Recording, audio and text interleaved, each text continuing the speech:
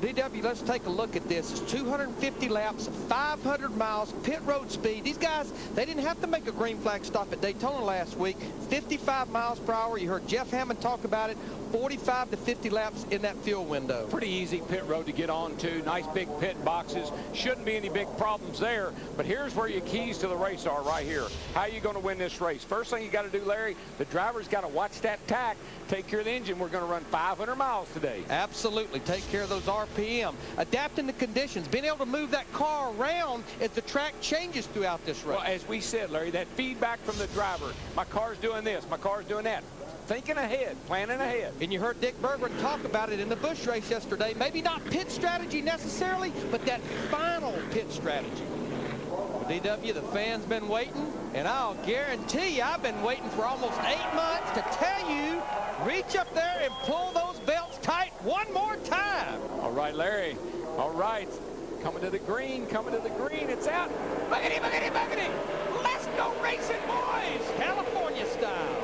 Yeehaw. Take her on down in there.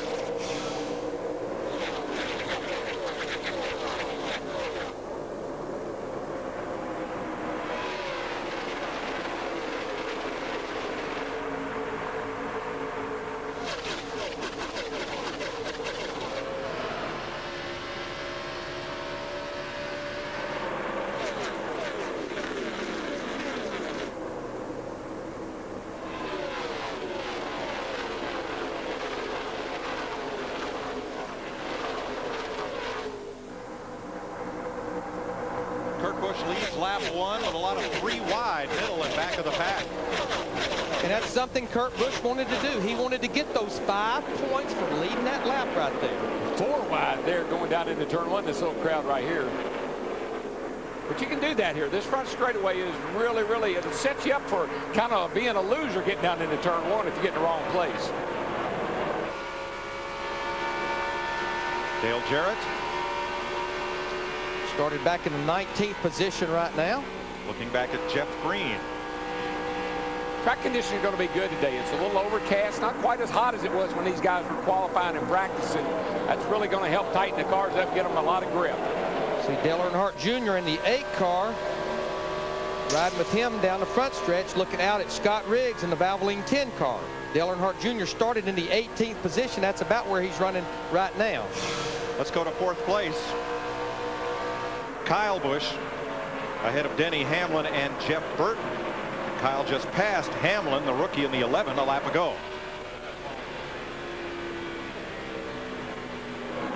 Look at this right here. Matt Kenseth, Jeremy Mayfield, Robbie Gordon. Yep, 7 is Gordon, 41 Reed Sorensen, 07 rookie Clint Boyer. And I would definitely keep an eye on that 17 car right there because he's been passing about 4 or 5 cars a lap. That's Matt Kenseth. Didn't get that good qualifying running on Friday. But watching him yesterday, he was one of the fastest cars, the most consistent cars in race practice.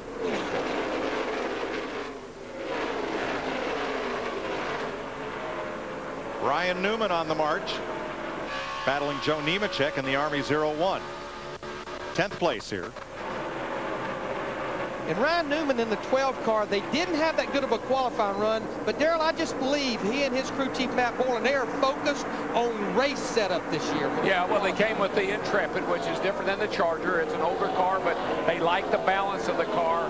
But I do think they may have to learn a little bit about it because this is a different aero package than they ran with the Intrepid 2 years ago.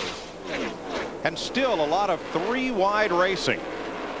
As drivers who maybe didn't qualify quite so well jockey to move up and smoke from, was that Jeff Green in the 66? Must have been a little tire rub going into the corner there. Well, these cars are, you know, they'll bottom out a little bit, rub a tire up in the fender, particularly early when the air pressure is still coming up. Greg Biffle, you won't see Biffle very far off the lead much of today. He won yesterday's NASCAR Busch Series race here. Biffle has the potential to stink up the show. And this was the type of racetrack. We talked about 2/3 of the schedule being like Fontana. This is a type of racetrack that he really adapted to a lot as he's up there battling for the lead here on lap 5. And this is the same chassis that he won Homestead with, but it has that new Ford Fusion body that I think is actually a little better than the Ford Taurus body. Oh, by all means. And I think I think Kurt Busch in the 2 car, that's a Dodge, it's an Intrepid. See, I think they were looking, here he comes Biffle for the lead. You see he runs off the bottom here. They're going to drag race down the front. Yeah, Kurt Busch in the 2 lost so much momentum over in turn 4, his car walked up the racetrack with him. But I think Kurt really is responsible for these guys going back to this older car because he knew what the Ford Taurus was like. He drove the Charger, he drove the Intrepid. He said the Intrepid's more like my old Ford Taurus was.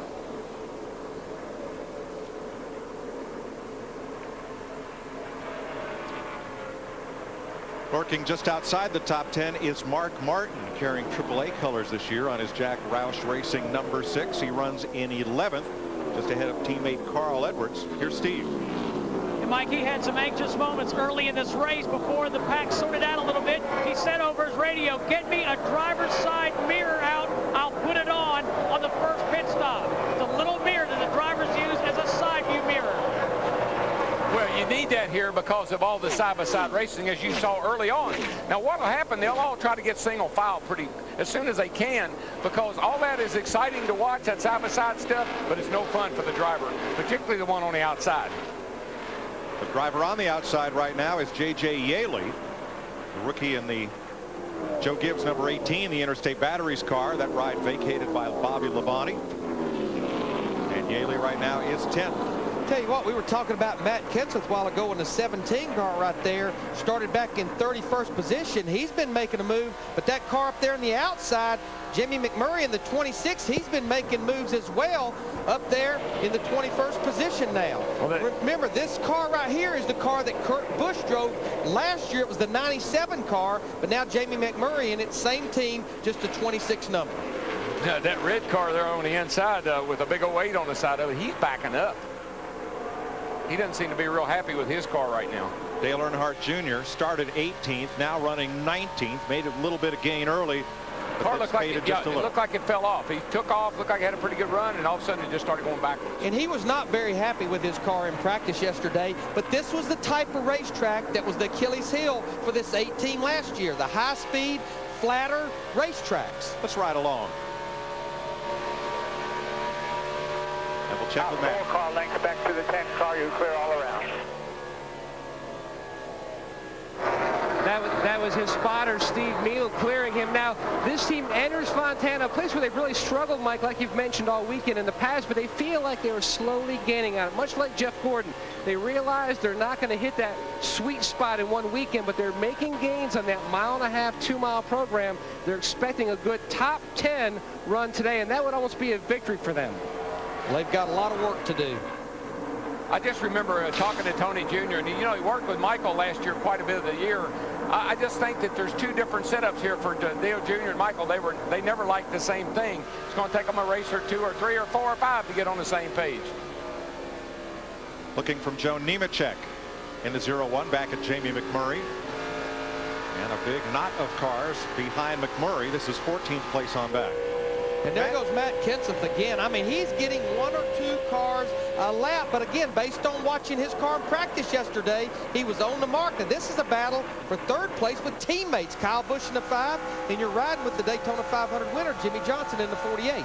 Well, Kyle Busch likes this racetrack. He got a win here last year. That car is really, really looking good right now. 11 laps complete. Greg Biffle out in front of pole sitter Kurt Busch in the Auto Club 500.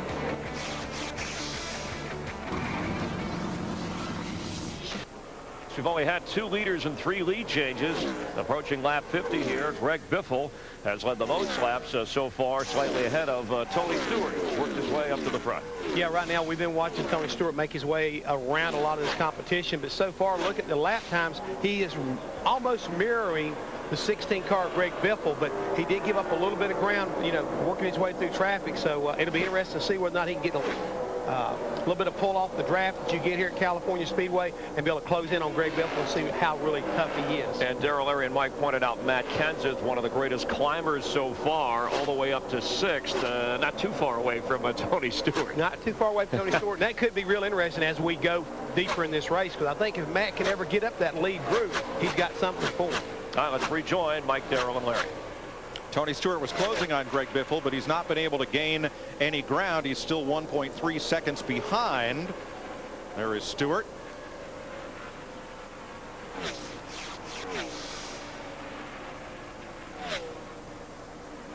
Since the start of today's race, right this moment, 5 of the top 10 drivers are in Ford Fusions, and the fastest mover of them is that 17. He's still on the move, and ironically, the fastest movers are all Roush cars. Another Jack attack. Roush has 3 Cup wins here, 5 in the Busch Series, counting the 3 by the John Reiser-owned car, or excuse me, 5 plus the 3 of the John Reiser-owned car driven by Matt Kenseth, and 2 truck wins, including Mark Martin here Friday night. I was going to say, Mark won Friday night for Jack. Biffle won yesterday for Jack, and they're looking pretty good today for Jack. When I look at McMurray right there in that purple 26 car, remember he started back in 25th. He's up to 7th. Now this race team with Kurt Busch won this race 3 years ago, but McMurray has 5 starts here. He's finished in the top 5 3 times, so he likes this racetrack as well. He runs in 7th right now, Steve. Mike, he likes this race car a lot. The only comment he's made to Jimmy Fennick was it's just a little bit snug.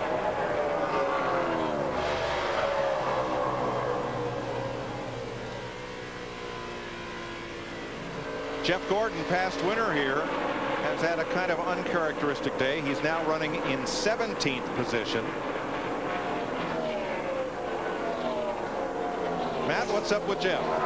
He started the day out 9th, as you can see on the bottom of your screen, currently 17th. Now, Steve Letard's crew chief told me they expect good things this weekend, but this is some recent conversation on the radio from Gordon to his team, talking about how bad he is struggling with that 24 car.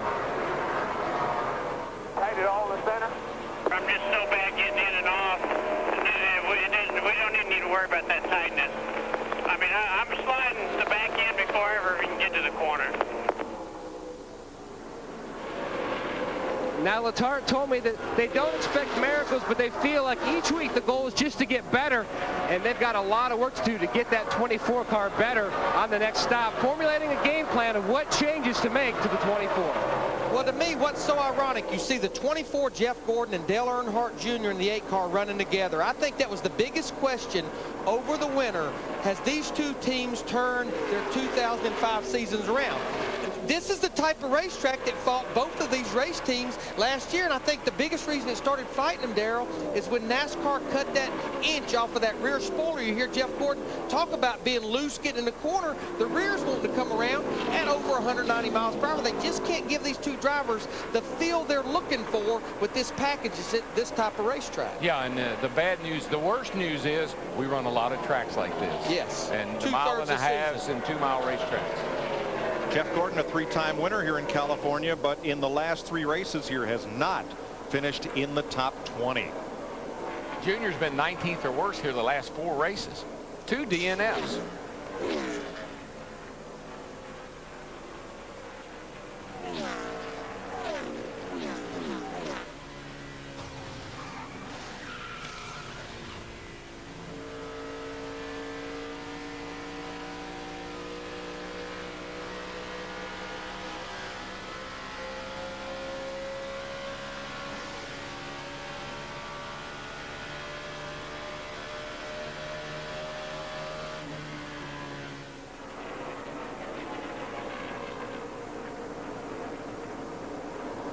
.42, Casey Mears behind Gordon, who's battling J.J. Yaley high up on the outside. What a start to this season he's had. More on Mears in a minute, who runs in 17th. Let's have Matt update the Gordon story. And Mike, when Jeff Gordon missed the chase last year, that was one of the biggest headlines of 2005, but the team actually felt like it was a blessing because it gave them an opportunity to test on all those 1.5-mile, 2-mile tracks that make up the chase. And when you look at his stats, it's kind of surprising when you go back to October 2002 to current day. He has not had a lot of success. In fact, his only wins on a 1.5-mile, 2-mile track, Atlanta in October 2003, and right here at Fontana, May 2004. So they know this is the type track configuration they really have to improve on if they're going to get this team back to championship caliber. Right behind Gordon, Casey Mears. This is a home game for Mears, who is from Bakersfield, California, moves from the Target car over to Haviland colors and the 42. for the 2006 season. The newest of the Mears gang is Uncle Rick Mears, 4-time winner of the Indy 500. Casey's dad, Roger Mears, a legend in off-road and desert racing. And in this period video, who's that little fella? He's a young kid who went on to drive Indy type cars, win the Rolex 24 Hours of Daytona this year, and last week run second in the Daytona 500. Combine that with his top finishes at the end of last season, and a lot of people think this could be a breakout year for Casey Mears. Yeah, you take the Daytona 500 in the final 3 races of last year, the last 4 races, 3 top 5 finishes, the hottest driver in that 4-race period.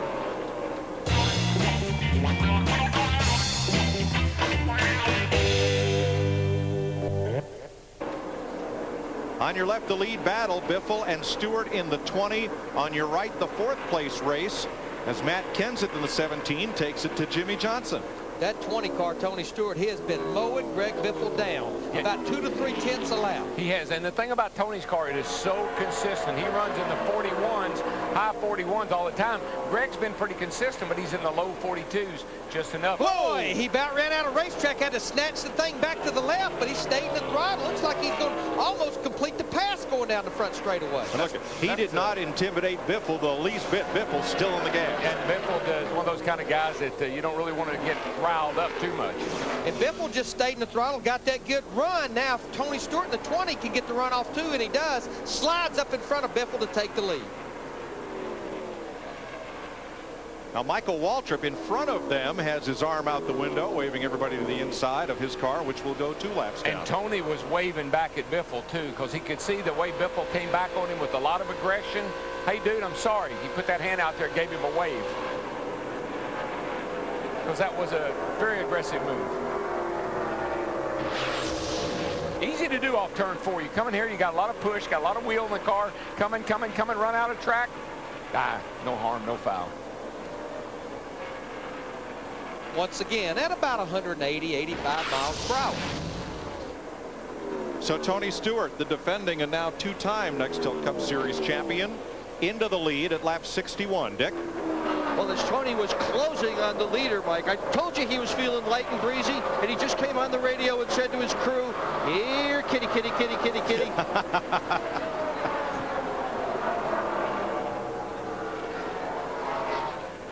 Matt Kenseth has made quite a charge through the field in that DeWalt 17. Yes, he has. And I think the 2 cars that showed so good in yesterday's practice on long runs, maybe not the fast cars, they're showing up now. And it's Matt Kenseth in that 17 and our leader, Tony Stewart, in that 20.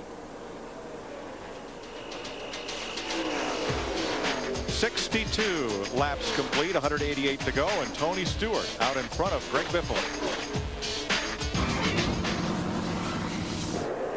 Got to be careful on these restarts. Matt Kenseth leads them down to the green. Kurt Busch, Greg Biffle, Carl Edwards, and Ryan Newman. The first 5 on the outside lane.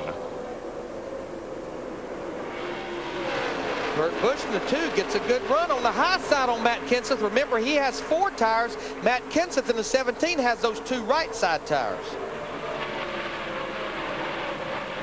Look at that mess. Holy cow.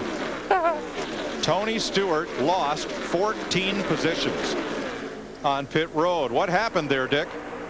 Just a whole pile of things that happened on pit road. It started with Jeff Chandler, the front tire changer. He just plain missed the lugs on the right front, slow coming around to the other side of the car. Then Jody Fortson, the rear carrier, got his hand caught somehow or another within the car. Right now, Fortson has his hand stuck in the team cooler, trying to ease the pain on his fingers. So a bad stop. I bet if Tony Stewart had that to do all over again, he'd have stayed out rather than making that pit stop, Mike.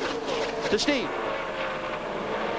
Well, Dick, Carl Edwards said that his car was just a little bit too free at the start of that run, but he also told crew chief Bob Osborne that the car was coming to me. So what they did was just to make a small air pressure adjustment, half-pound in both left side tires. Mike?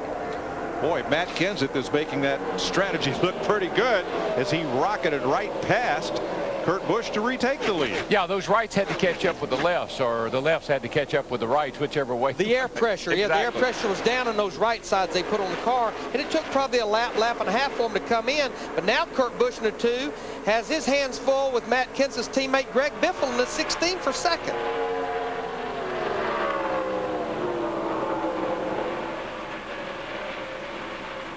Matt Kenseth, last lap.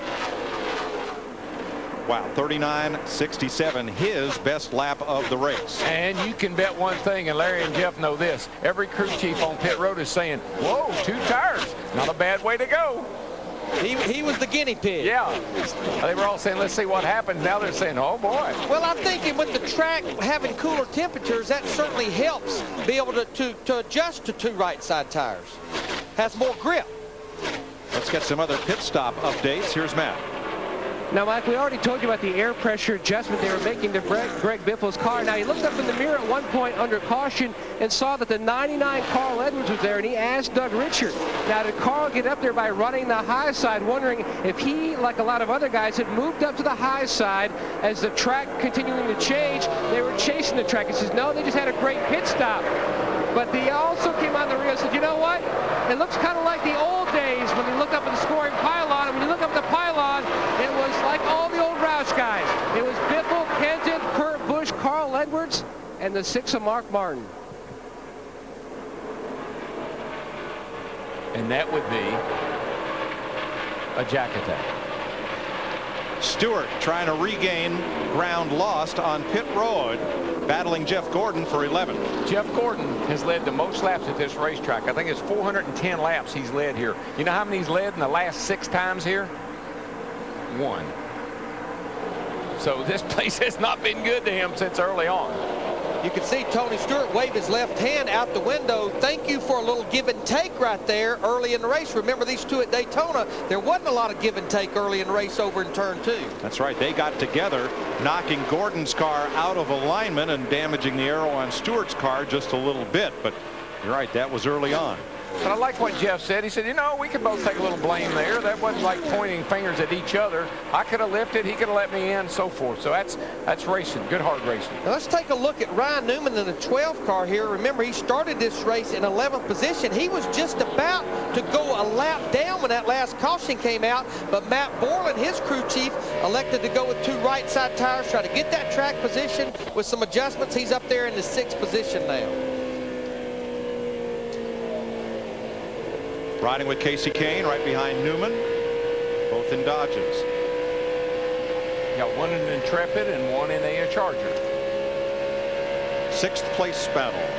The Dodge Charger, new last year as the body style and designed around an aero package that's no longer used. NASCAR trimmed 1 inch off the top of the rear spoiler, and that made the Dodge Charger a little unsettled. And NASCAR doesn't care which one you run. You can run anything within a 3-year period. So this year you can run the 04, the 05, or the 06. Yeah, they just feel like that the balance of the car is much better with the Intrepid, and the Charger down on the inside, the Intrepid on the outside. Very similar, but just a little bit of difference in aero.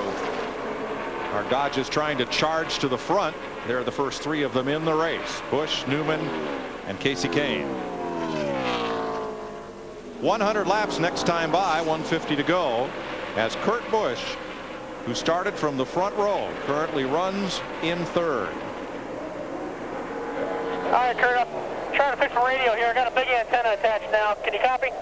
10-4, you sound like $1 million. Thanks for the 2 tires. Appreciate it. Can you hear me? Oh, yeah, I can hear you fine. It's Roger. Talk to him on the front straighter, then you can hear. We can hear you loud and clear, and also him. Yeah, 10-4, Roger. You heard me. I got a bigger antenna attached now. Yeah, 10-4. I got you now, Roy. Hey, I'll take a water bottle next pit stop. All right, the last voice was driver Kurt Busch, crew chief Roy McCauley, and Roger Penske, the car owner. And I think the problem, pit road here, it has suites right behind it. And that was Roy McCauley saying, I'm away from the little antenna on my headset. I now have went to an antenna that extends up above the pits. It would be like those yellow poles right there you see right there. That's what he had to go to, because I think he was getting interference from those suites when Kurt was on the back stretcher down in the corners. Communication so important at over 180 miles an hour. From the pit to the car to the spotter up on the roof, all part of a winning effort.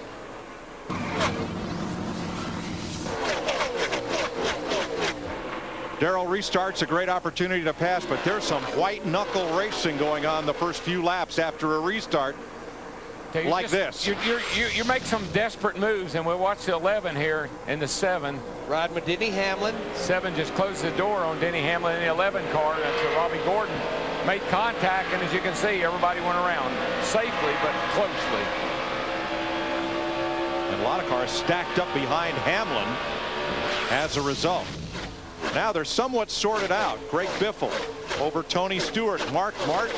Biffle racing as hard as he can to get away from the field, but trying to stretch his gas mileage. How do you do both? But quickly, how fast is Tony Stewart and Mark Martin? They just ran the quickest lap of the race right then on lap 202, over 400 miles into this race. Yeah, running that kind of a pace, you're not saving any fuel, trust me. Well, conditions are right. The weather, the temperatures dropped a little bit. You've made all the right adjustments. You want that baby to be as good as it can be because you're racing for the win now. Whatever you got, and whatever you got, you better use it.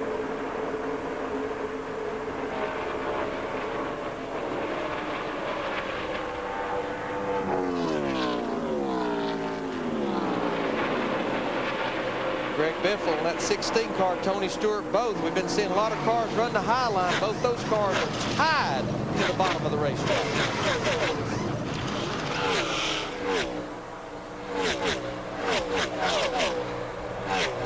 Some serious racing going on back here, I'll tell you that.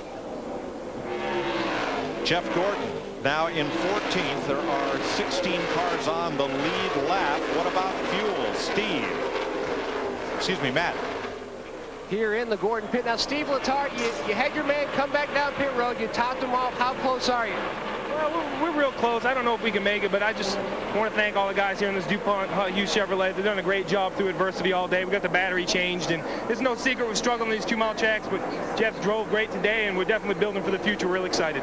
Are you going to bring it back, or are you going to the finish? Well, we'll let the race, see how the race falls, and I'll let you know. I think at this point they're going to roll the dice.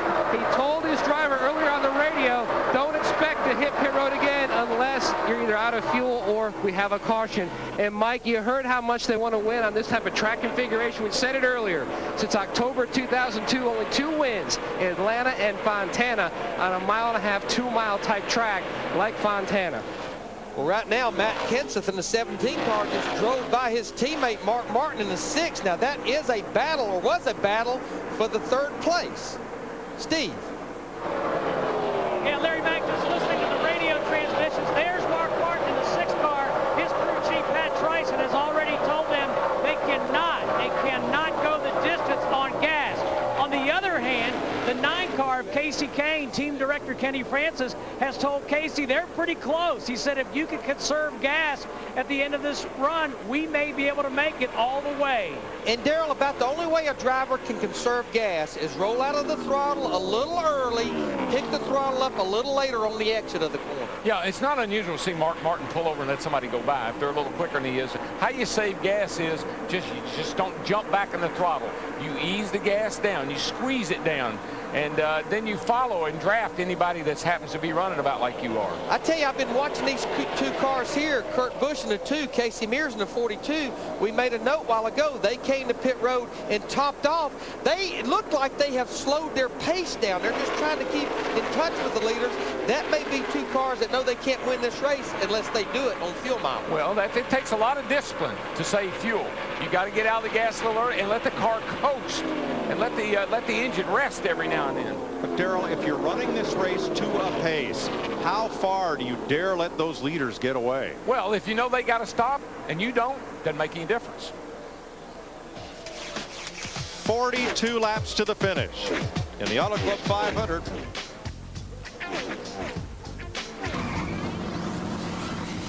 "17 cars will be on the lead lap for this restart. They're all in the outside lane.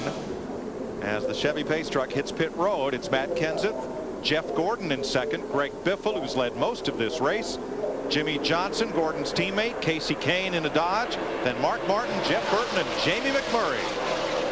Hadn't mentioned McMurray much, and there he is. He and Jeff Burton, 7th and 8th. Lingering around back there. Yaley's still in 10th, so cars, a lot of good cars still up there in the front. Carl Edwards in the 99 trying to go to the high side. He restarted back there in 10th.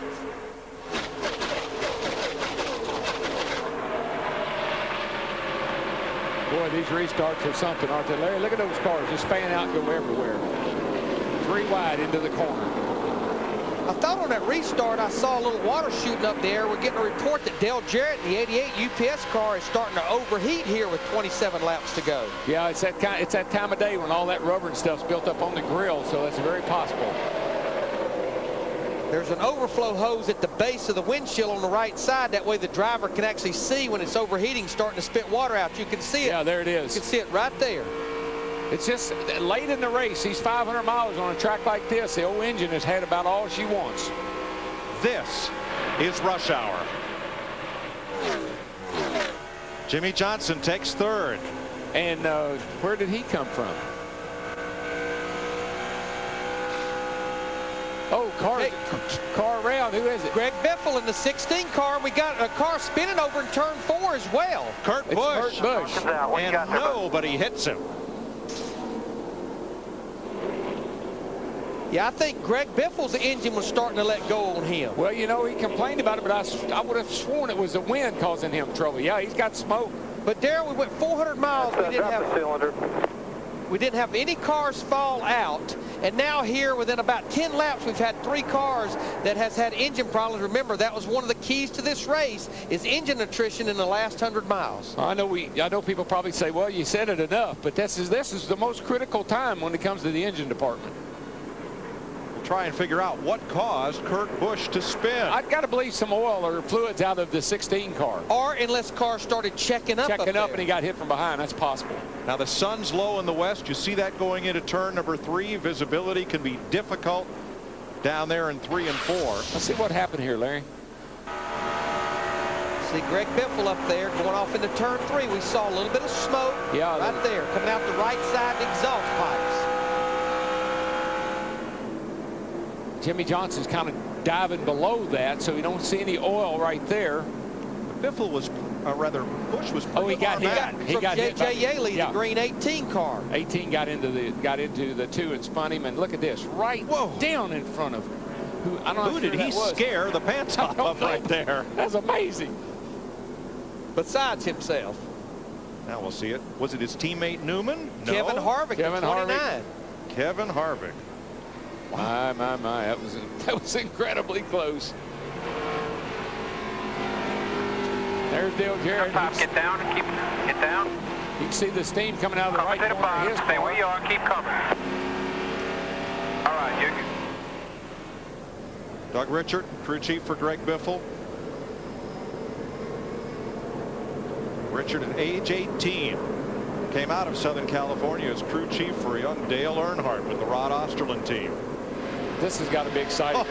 This has got to be. This is Harvick. Come on, come on. Oh, I mean, he didn't. I guarantee he thought he hit him. Nowhere in the world is there a thrill ride like this. Dick Bertrand. Well, Kurt Busch is in the pits. He came here, Mike, with 4 flat tires. Right now they're working on the right front corner of the car. They'd like this car to drop a little bit further on the racetrack, the nose of it to drop a little bit further on the racetrack. To Matt. And Greg Biffle talking back and forth with crew chief Doug Richard. At one point he said, maybe I should just pull out of line because I don't want to mess up the race for the other guys behind me like Jimmy Johnson and the 9 of Kane and Jeff Gordon. Then he said, you know, I'm on 7 cylinders. I still have some go left in this car. He told his spotter Joel Edmonds just to let those guys know I am on 7 cylinders, but I'm going to give it a go.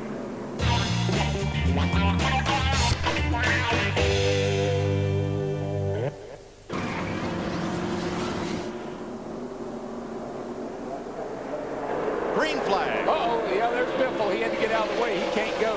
Yeah, he's having to get to the high side, and everybody's going below him. Which is legal. That's the way you need to pass on a restart.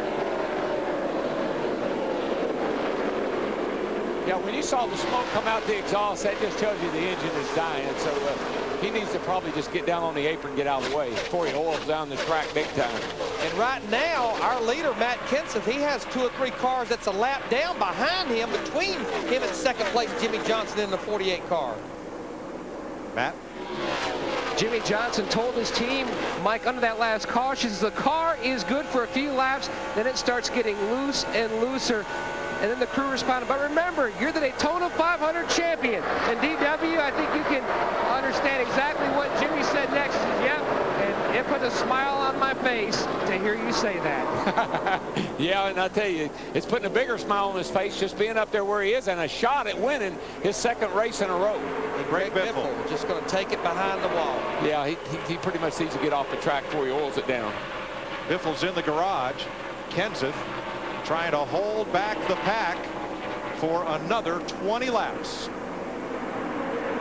And this is a battle for 4th right here. Carl Edwards in the 99 car. Remember, Jeff Gordon in the 24 only has those 2 fresh right side tires. And everybody else there, McMurray in the 26, Martin in the 6, Burton in the 31, all battling for positions with 20 to go.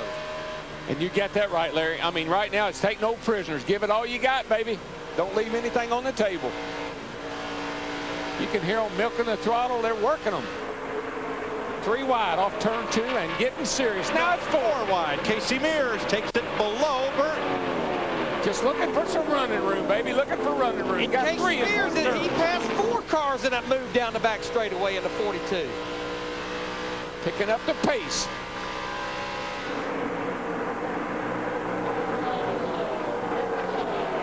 Kenseth's sitting there in pretty good shape, Larry. He's got those lap cars between he and the 2nd place guys. He's in pretty good shape. But now, Darrell, big picture, both the 2 cars between Jimmy Johnson and Matt Kenseth are Hendrick owned or Hendrick powered. Yeah, well, if Jimmy can get up there, I mean, he's not even close now. So if he can get up there, obviously the 25 car would get out of his way. But I don't think Jimmy doesn't seem to be able to catch up with the back of the 25. I'm going to tell you what, the man on the move, though, we've been talking about it, Casey Kane in the 9 car. He just ran his fastest lap of the race a lap ago. What I like about him is he's rim riding. He's up on the high side, and he's running where nobody is.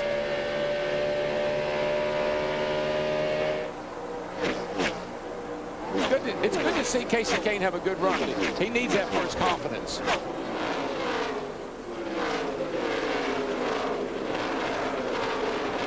I'm going to tell you what, a car that has really benefited from all these cautions. It was not that long ago. He went a lap down, got the free pass back on the lead lap. We're riding with him. Dale Earnhardt Jr., he's up in the 11th place. Working on J.J. Yaley. The green 18. Makes the pass. That's the thing about a 500 miler. She ain't over till she's over, and it's tough right at the end. That's when it's really, really pull out all the stops. Sometimes you hold back just enough to win. But we were talking about it early in the race. As bad as these type of racetracks were for Dale Earnhardt Jr., the 18 last year, if they could come out of here with a top 10, that would be a huge shot in the arm after their run at Daytona. Well, particularly after he struggled all day long. I mean, he's not really been that competitive, but to get a top 10 would be big.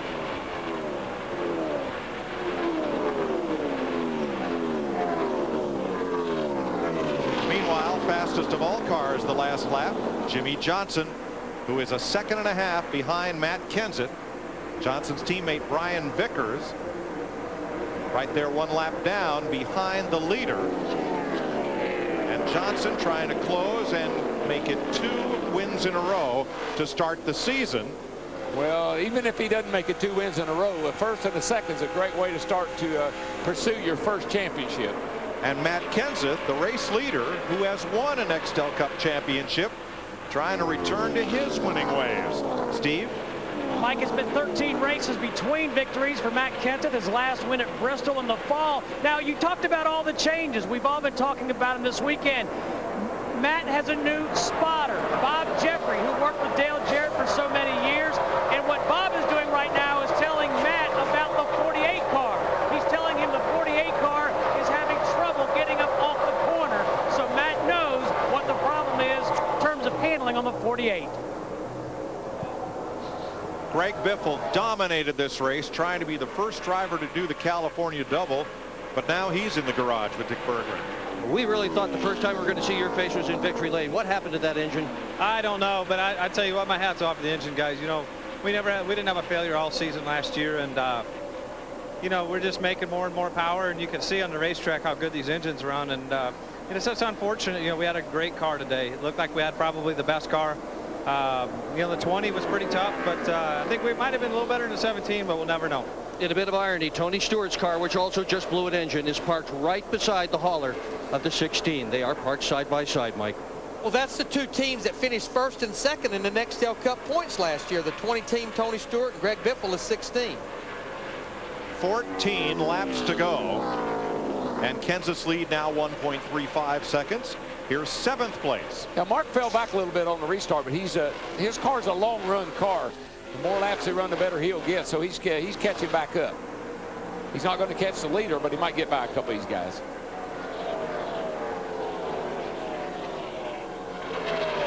Casey Mears, 2nd at Daytona, 7th here in California. Started the year by winning the Rolex 24 Hours of Daytona. What a dream season he's having so far. And that consistency and just being there every week, that really is big for this early in the year. Get those points, get yourself established in the top 25, be around for the chase.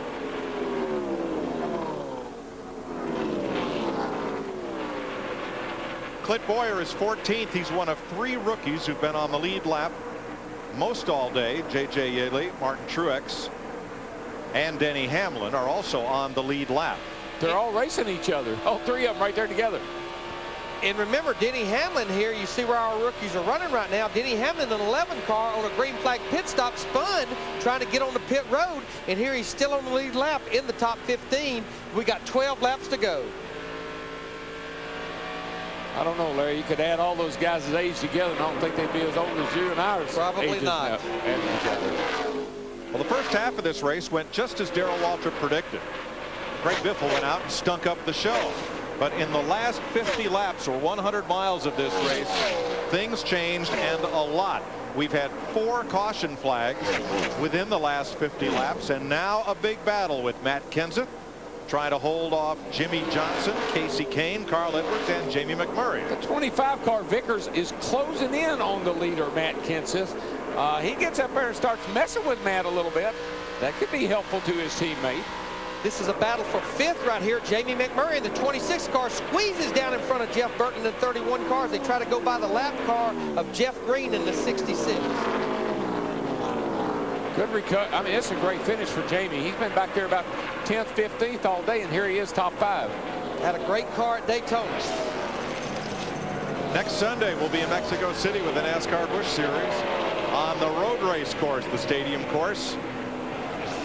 And you will see a lot of these drivers in Nextel Cup down there next week. That's an off weekend for Cup.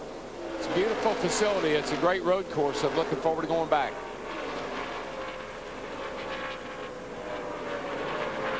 Jimmy Johnson fastest on that lap, but only by 2/100ths of a second quicker than Matt Kenseth. And with only 10 laps to go, 1.5 seconds is a long way away.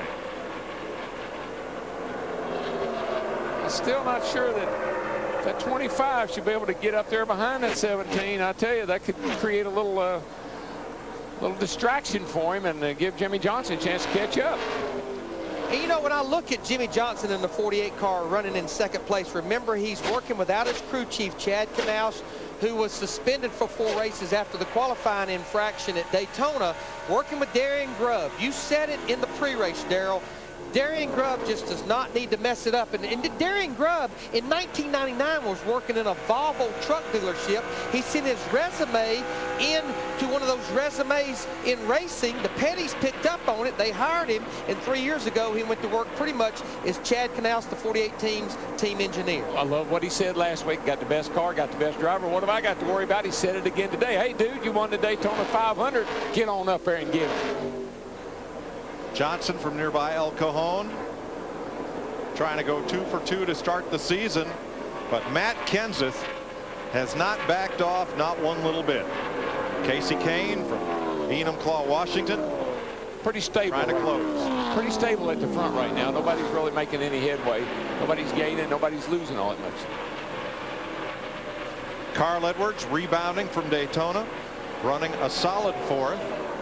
Really rebounding. Finished dead last in the Daytona 500. Finished on top of Kyle Petty's car. And Jamie McMurray in only his 2nd race for Roush Racing, 7 seconds back in the top 5, though there's Jeff Burton trying to take that spot away before the checkers wave. This 31 car has been pretty solid all weekend here at Fontana. He's off to a really good start, Larry. All the changes they've been going through at Childress, it seems to be really paying off for him. Mark Martin in 7th. He spent a good part of this day in the top 5. Although you might ask Harvick, I'm not sure that he'd agree with that. He's 2 laps down. Hadn't had the greatest of day, but certainly the 31 car has. And Casey Mears in 8th, trying to hold that spot against Jeff Gordon. Making a really nice recovery. He had thought he had a tire problem at the same time that Tony Stewart did, and you see Jeff Gordon there hanging in there with just those 2 right side tires. When they made that move, they probably knew it was not going to be a race-winning move, but maybe catapult them into the top 10. Yeah, and that 18 car, Larry, on a restart, he kind of falls back, can't get going, but after several laps, he comes on strong, and he's chasing down the back of Gordon there, looking pretty fast. The rookie from Phoenix, 2nd-generation driver J.J. Yaley, whose dad, Cactus Jack, longtime sprint car ace in the Southwest. J.J. Yaley needed this type of weekend. That race team needed this, the 18 team. Yeah, this is, in my opinion, this is the best race that J.J.'s driven so far in the few that he's been in, but he's very impressive today. Trouble for Scott Wimmer. Smoke up from underneath the car. Yeah, that looks like that's probably an engine problem. Yeah, I'd say so. Probably out the right side exhaust. 5 to go. Laps to go. Matt Kenseth's best previous finish here is 3rd. And caution is out.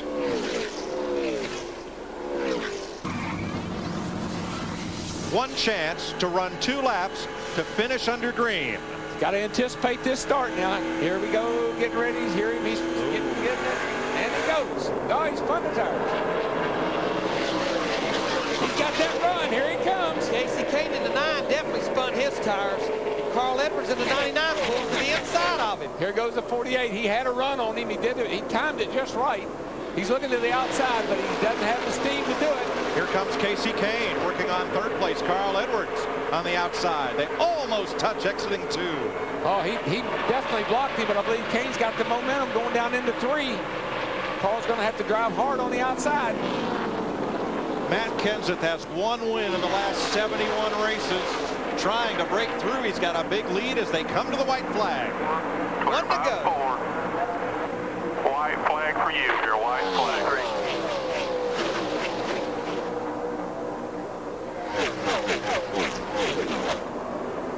Here comes Carl Edwards in the 99 on the high side, trying to get that 2nd spot away from Jimmy Johnson in the 48. He got a heck of a run down here in 3 and 4 at the top, but he lost a little bit of ground that time off of 2. You watch him down here in turn 3, though. He's going to take it hard to the outside.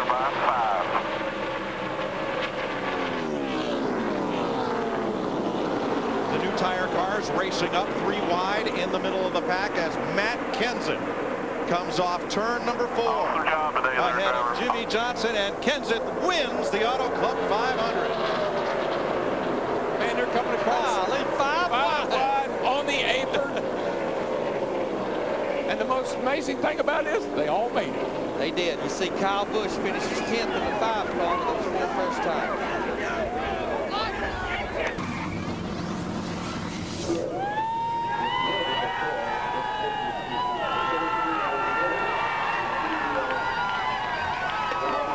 Dick Berggren amidst the spray of victory fluids. Well, we don't need to take a shower tonight. From 31st, how did you pass so many cars today, Matt? A couple things. We had a great handling car. DeWalt Ford Fusion was awesome.